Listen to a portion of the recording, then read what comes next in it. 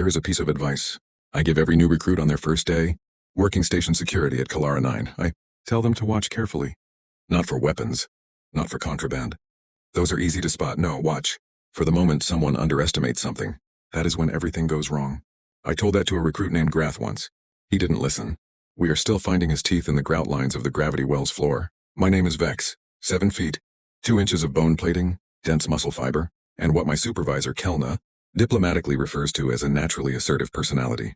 What she actually means is that my species crawled out of a high-gravity hell world, where the atmosphere tried to crush us and the fauna tried to eat us, and we responded by becoming very, very good at both absorbing damage and delivering it. Our skeletal density can stop low-caliber projectile fire. Our muscle tissue operates at roughly 3 times the efficiency of the galactic average. Evolution on my homeworld was not subtle. I have worked security at Trading Station Kelara 9 for nearly 12 cycles. I have seen everything. I have been wrong exactly once. Kelara 9 is not what you would call a prestigious posting. It sits at the ragged fringe of civilized space. Not quite lawless enough to be exciting. Not quite respectable enough to attract anyone who has other options. 40,000 transient visitors cycle through per rotation. Cargo haulers, traders, smugglers who lack the skill to be competent smugglers, and tourists who made a series of increasingly poor decisions that somehow concluded with them booking passage to the armpit of the known galaxy. My job is to keep them from killing one another. Or, failing that, to ensure that when they do kill each other, they do it somewhere that doesn't require expensive hull repairs. The station itself is a rotating wheel. Standard engineering. Nothing inspired, a central hub with docking spokes radiating outward like the legs of a mechanical spider, and an outer ring that holds everything worth having. Markets, cantinas, pleasure halls, fighting pits, and approximately 6,000 venues where sentient beings can make choices they will deeply regret. Gravity at the outer ring runs 0.9 standard. Comfortable for most species. Slightly light for me, but manageable. Security headquarters occupies Spoke 7, strategic positioning. We can reach any major trouble zone within 4 minutes. My shift begins at 2200. Station time. That is when the loading crews finish their rotations and flood the cantinas with fresh pay credits and old grievances. That is when gamblers start making decisions born from desperation rather than strategy. That is when the particular combination of intoxicants, wounded pride, and bad lighting produces the kind of situations that require someone with dense bones and a high pain threshold to resolve. That is when things get interesting. Over 12 cycles, I have developed an intimate familiarity with the behavioral patterns of roughly 40 species. The ducky with their 4 forearms and their unshakable conviction that everyone else in the galaxy is beneath them. The Mueller who breathe methane and carry that particular arrogance that comes from being able to survive atmospheres that would kill everything else. The Venari whose compound eyes miss nothing and whose chittering trade language sounds like someone walking across bubble, wrapped in metal boots. You learn quickly which species bluster and retreat when challenged, which ones go quiet before they explode, and which ones you absolutely, under any circumstances, never corner. It is essential knowledge. It is the difference between a clean intervention and a 3-day medical leave. And then roughly 2 standard months ago, everything I thought I knew was quietly, comprehensively dismantled. The humans arrived. When the bulletin came across the security network, Earth added to registered trade worlds. First delegation arriving Kelara, and within 4 rotations. I barely looked up from my incident report. New species joining the galactic community happens with some regularity. They arrive wide-eyed and overwhelmed by the scale of everything. Spend a few cycles figuring out where they fit in the commerce network, and then settle into the comfortable anonymity of interstellar trade. Unremarkable, routine. What was not routine was the reaction in the security bullpen when the delegation's biological registration data came through. My partner Ralph, a Mueller built like a collapsed star, solid and dense and seemingly immovable, read the file and laughed. So hard he knocked his chair backward into the wall. Not a polite chuckle. A full-body convulsion of disbelief that went on for an uncomfortable amount of time. Garden world, he kept saying, wiping his secondary eyes. They are from a garden world, Vex. Look at them. I looked. He was not wrong to laugh. The humans were, there is no diplomatic way to phrase this, tiny. Average height somewhere around 5.5 feet. Skeletal structure that appeared almost decorative in its fragility. No armor plating, no venom glands, no bioelectric organs, no natural weaponry of any kind, no claws worth noting. No reinforced hide, nothing. Just soft skin in various shades, stretched over what the registration file cheerfully described as a moderately efficient bipedal frame. Earth itself read like a vacation brochure. Class 7 world. Nitrogen-oxygen atmosphere. Comfortable temperature ranges, abundant liquid water. A single large moon that likely stabilized the axial tilt and prevented the kind of catastrophic climate cycling that tends to produce either extinction or adaptation. 1 standard gravity. Exactly 1 gravity. Not the crushing weight that forges species into something durable. Not the brutal thinness that forces rapid metabolic efficiency. Just one comfortable, easy. This, Ralph said, gesturing at the registration. Photo of a human male who looked like he might be harmed by a moderately aggressive handshake, is what happens when a planet is too nice to its inhabitants. Kelna, our supervisor, a veteran of 16 cycles who maintains professional composure the way other beings maintain expensive antiques, carefully and with constant effort, looked at the data and raised one of her facial ridges in what I can only describe as deeply concerned pity. How, she said quietly, did natural selection not eliminate them in the first generation? It was a fair question. Within a week of their arrival, a betting pool had formed in the security department. The question was not whether a human would end up in the medical bay following a station altercation. That outcome was treated as geometric certainty. The question was the timeline. Ralph put his credits on 10 rotations or fewer. I, being temperamentally inclined toward optimism, gave them 20. Kelna declined to participate on ethical grounds, then waited until she thought no one was watching before, leaning over to Ralph and whispering 8 rotations while pressing a credit chit into his palm. I pretended not to see. The delegation itself consisted of 15 individuals who rotated through shifts. Most of them were, by every observable metric, the ideal station visitors, polite, quiet, punctual with their docking fees. They followed regulations with an almost anxious precision, as though someone had warned them extensively about the consequences of misbehavior. They negotiated contracts, attended to their trade business, and did not cause problems. In a station full of beings who cause problems professionally, their inoffensiveness was almost remarkable. I was beginning to feel something approaching fond tolerance for them. And then I noticed Victoria Reeves. First time I saw her, she was moving through the main concourse at a purposeful clip. Datapad in one hand, a thermal container in the other. Coffee, I eventually learned, a caffeinated human beverage they appeared to consume with the devotion of a religious practice. She was small, even relative to other humans, 5'4" at most, dark hair pulled back from her face. The same gray jumpsuit the rest of the delegation wore, with an Earth flag patch on the shoulder. She had an expression like someone who had just heard the punchline to a joke no one else in the room had caught, a private amusement she was maintaining at some effort. By any standard applicable on Kelara 9, she was completely, almost aggressively unimpressive. Ralph stopped mid-sentence when he saw her, stared, then started laughing again, which was becoming something of a pattern. That, he said, pointing with unnecessary emphasis, is a human. Vex, are you seeing this? I have sneezed things that look more capable of self-defense. She walked past a cluster of Nari traders who didn't even bother to look at her. Irrelevant, their body language said. Not worth registering. She didn't seem to notice their dismissal. Or if she did, it produced no visible effect. She just kept moving with that almost smile and her coffee and her data pad. Completely at ease in a station. That would have been genuinely dangerous too. Something that fragile. I watched her and thought, this is what evolution looks like when it has no pressure to produce anything remarkable. A species from a world with no existential threat, no environmental cruelty, nothing to hammer them into a shape worth being afraid of. I felt something close to sympathy. I was making a catastrophic error in reasoning, and I had absolutely no idea. Over the following weeks, I observed her with the low-grade attention I paid to anything that registered as a potential liability. She was apparently the delegation's lead negotiator. I watched her spend 5 minutes talking a Thornaki spice merchant down 400% on an inflated quote, smiling the entire time, and leave the Thornaki looking vaguely confused about what had just happened to him. I watched her spend 20 minutes on her hands and knees helping a Grath engineer collect micro-components he'd scattered across 50 feet of deck plating. Not her mess. Not her problem. She helped anyway. I watched her insert herself, physically and verbally, between two drunk Mueller cargo haulers mid-argument, and simply talk at them in a calm, reasonable, relentless voice, until they both ran out of momentum and drifted away looking faintly embarrassed. She was, I decided, aggressively harmless, the kind of person who would de-escalate a situation through sheer, determined reasonableness. I was not yet capable of understanding how completely wrong that assessment was. There are individuals on every station who are problems, not because they are powerful or dangerous, in any way that commands respect them, but because they have perfected the calculation of how much harm they can deliver while staying just inside the boundary of what security can act on. Kelara 9 had its share. The worst of them was a Grath cargo hauler named Grath, 7'4", not that different from me in raw physical specification, but where I was built for security work, precision, restraint, controlled force. Grath was built for nothing except his own satisfaction. He worked the loading docks because the physical labor suited him, and the transient nature of cargo work meant a rotating supply of victims.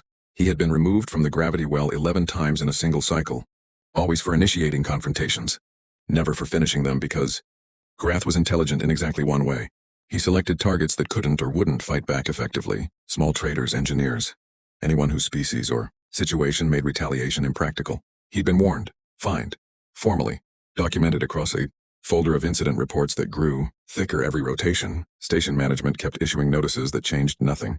Grath knew the precise coordinates of the line he couldn't cross, and he operated permanently one careful step behind it. Everyone on the station hated him. Everyone was also slightly afraid of him, which is exactly the habitat he required. The night he spotted the humans in the gravity well, I was standing near the entrance doing my standard visual sweep. The place was at capacity, 200 beings from 40 species packed into a space designed for half that. The air was a chemical catastrophe of mixed intoxicants and biological byproducts. Court, the Thranaki owner, gave me his usual nod from behind the bar. We had an understanding.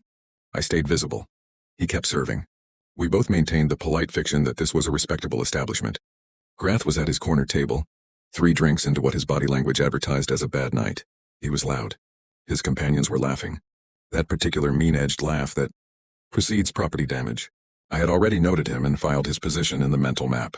I maintained of every potential problem in the room. Victoria walked in. She wasn't alone. 2 human males flanked her. One named Marcus, whose registration I'd checked earlier. One I didn't recognize. They were talking about something. Laughing between themselves. Completely unaware that the room had subtly reorganized around them the moment they crossed the threshold. Not in welcome. In assessment. Grath saw them instantly. I watched the shift move across his face. The unfocusing of drunk belligerence into something sharper, something that recognized an opportunity. Beside me, Ralph went very still. Vex, he said quietly. I see it. Should we? Not yet, nothing had happened. No regulation had been broken. And some part of me, the professional part that had seen this pattern 100 times, was calculating let it start. Let Grath make contact. And we'd finally have the documentation to remove him permanently. I told myself that was strategic thinking. What it actually was the last moment before everything I thought I understood about these people was proven catastrophically wrong. Grath crossed the cantina with the slow, swaying deliberateness of a large creature that knows nothing in the room will stop it. The crowd parted ahead of him, not out of courtesy, but out of the wordless animal, knowledge that something with mass and bad intentions was moving through. He planted himself directly behind Victoria. Close, too close. The kind of proximity that is itself a threat. That says, I am here and what are you going to do about it? She turned around. I was pushing through the crowd now, 30 feet away and closing. Too many bodies between us. Too much noise to issue a clean warning. She looked up at him, all 7 feet 4 inches of bone plating and drunk. Contempt, and I saw her expression complete its adjustment in the span of a single breath, not fear.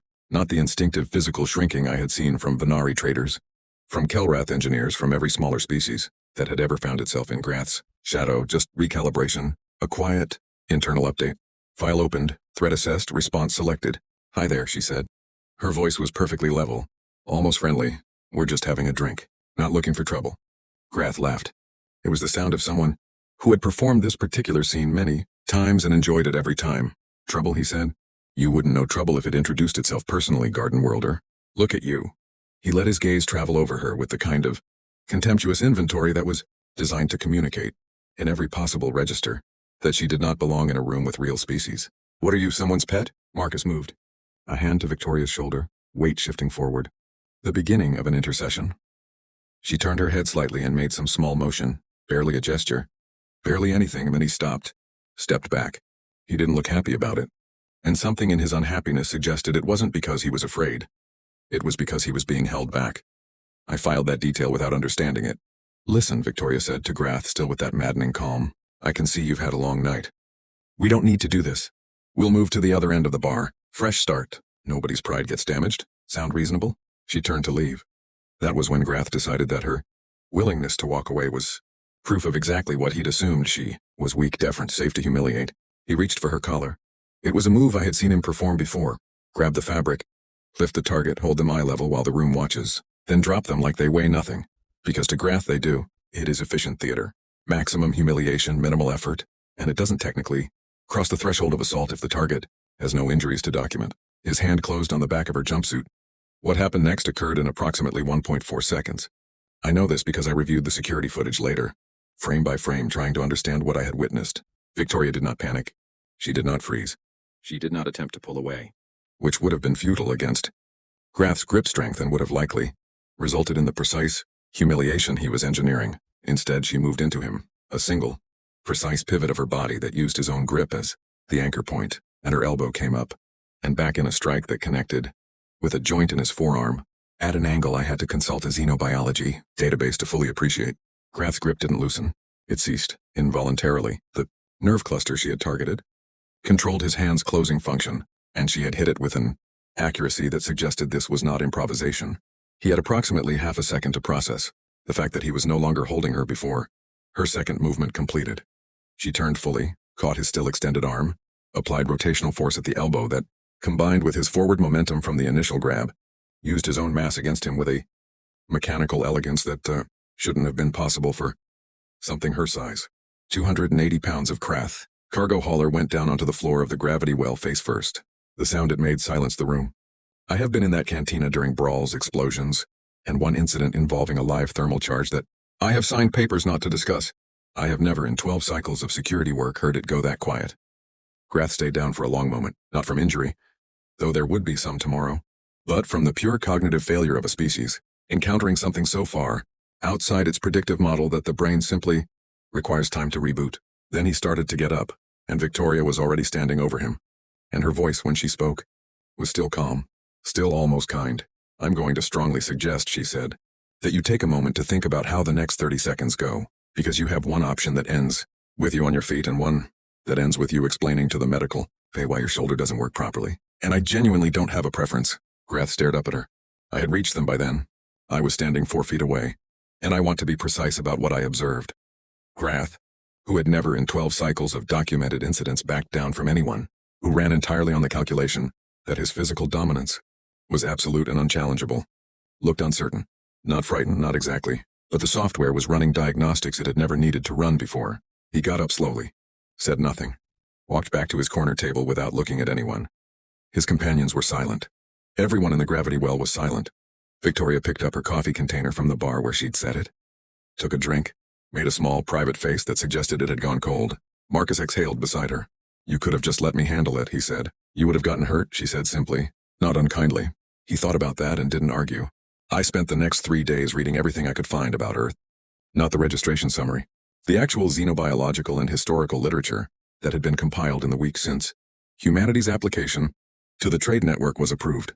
The kind of thorough research I should have done before their delegation arrived. Before I watched Victoria, Reeves put a 7-foot cargo hauler on the floor of a cantina and then calmly drink cold coffee. What? I found rewired something fundamental in my understanding of the galaxy. Earth is not a garden world. Earth is, and I need to be very precise here because the distinction matters enormously, a world that looks like a garden world, and is in fact something considerably more complicated and significantly more terrifying. Yes, it has liquid water oceans and comfortable temperatures and a breathable atmosphere. These facts are accurate. What the surface level registration data doesn't capture is the evolutionary history underneath. Humans did not develop on a world without predators. They developed in competition with predators that, relative to their size and physical capability, should have ended them. They are not large. They have no natural armor. Their sensory apparatus is mediocre, sight limited to a narrow spectrum. Hearing average, smell essentially vestigial. They are, by baseline physical metrics, approximately as well equipped for survival as a species can be while still technically surviving, and yet, their skeletal structure, which looks fragile, is built for something no other sapient species I can identify has developed to the same degree. They are endurance hunters. They don't outrun prey. They outlast it. They maintain elevated cardiovascular output over distances and durations that cause the animal being hunted to simply collapse from exhaustion. They run. They keep running. The prey stops. They are still running. This is not metaphor. This is documented hunting methodology from their pre-technological period. Their bodies are built around this. Joints engineered for long-duration bipedal locomotion. Cardiovascular systems that scale dramatically with conditioning. The capacity to shed heat through their skin at a rate that lets them operate in temperatures that would force other species to stop. Because the prey can't sweat, but the human can. So the human wins the war of attrition, and they feel pain differently than we expected. Not less, they feel pain. They simply appear to have developed, over millions of years of hunting things larger and more dangerous than themselves, a functional relationship with pain that does not automatically translate into cessation of activity. They can be hurt. They continue anyway, not because they don't register the damage, but because somewhere in the evolutionary architecture of their species, stopping because something hurts was the option that got your ancestors killed before they could reproduce. There is a word for this in some human languages. Several words actually with slightly different connotations. The one I kept returning to was stubborn. Earth is not a garden world. Earth is a world where something small and physically unimpressive spent millions of years deciding that the correct response to a universe full of things bigger and stronger and faster than it was to simply refuse to be defeated by that fact.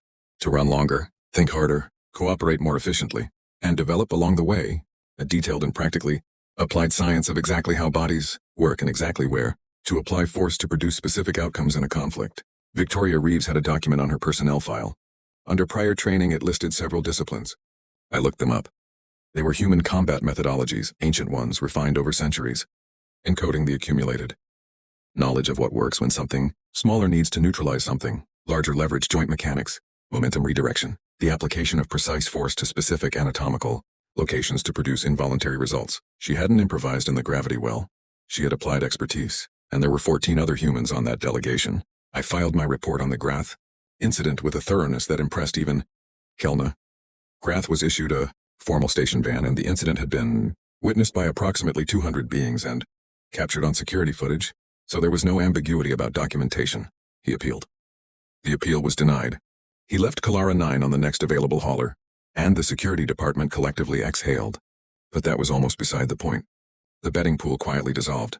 Nobody collected. Nobody wanted to discuss it. Ralph, to his considerable credit, sought out Victoria the next rotation and spent 20 minutes asking her questions about human physiology and history that she answered with evident patience, and what I was beginning to recognize as her characteristic private amusement. He came back to the security post looking the way beings look when something has reorganized their fundamental assumptions. Vex, he said slowly, did you know they used to hunt things called megafauna? Enormous things, with them sharpened sticks. I did not know that. They threw the sticks. They chased what they didn't kill. For days, he paused. I owe them an apology. You called one of them a sneeze. I know what I did, Vex. I went to find Victoria myself that evening. She was in the commercial district, finishing a negotiation with a Daki textile merchant, who looked like he'd been through something humbling. She saw me coming, and that almost smile moved into something more definite. Security Chief Vex, she said. Come to check on me. I came to apologize, I said, for every assumption my department made when your delegation arrived. She looked at me for a moment. Then she smiled properly, fully, the private joke finally visible. You thought we were soft. The entire station did. Yeah. She glanced around the concourse, the Venari traders, the Mueller haulers, the Daki with their multiple arms and their superiority. Everyone always does. She sipped her coffee. It's actually pretty useful. I thought about that for a long time after she walked away. Every species that has ever met humanity has looked at the same data I looked at. The small frame, the inadequate natural weapons, the soft skin, the comfortable homeworld with its gentle gravity and breathable air. Every species has drawn the same conclusion. Every species has been wrong in exactly the same way. The humans, I realized, had not been walking through Kelara 9 oblivious to the fact that everyone viewed them as prey. They had been aware of it. And they had been waiting, with the particular patience of a species that evolved by outlasting everything it ever competed with, for the moment when someone tested that assumption. The galaxy, I decided, was going to need a significant update to its threat assessment protocols. We had spent 2 months watching the humans walk through our station and seeing something fragile, something easily broken, something that required our pity and perhaps our protection. We'd been looking at the wrong data entirely.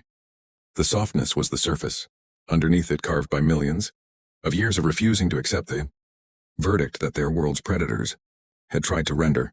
Underneath the careful politeness, the please and thank you, the aggressively reasonable negotiating voice, was something ancient and patient and extraordinarily difficult to stop once it decided it was done being underestimated. I took Grath's incident file, marked it closed, and added a note to the new recruit orientation package. One piece of advice before your first shift. Never grab a human by the collar. The galaxy already learned that lesson once. We shouldn't have to learn it twice.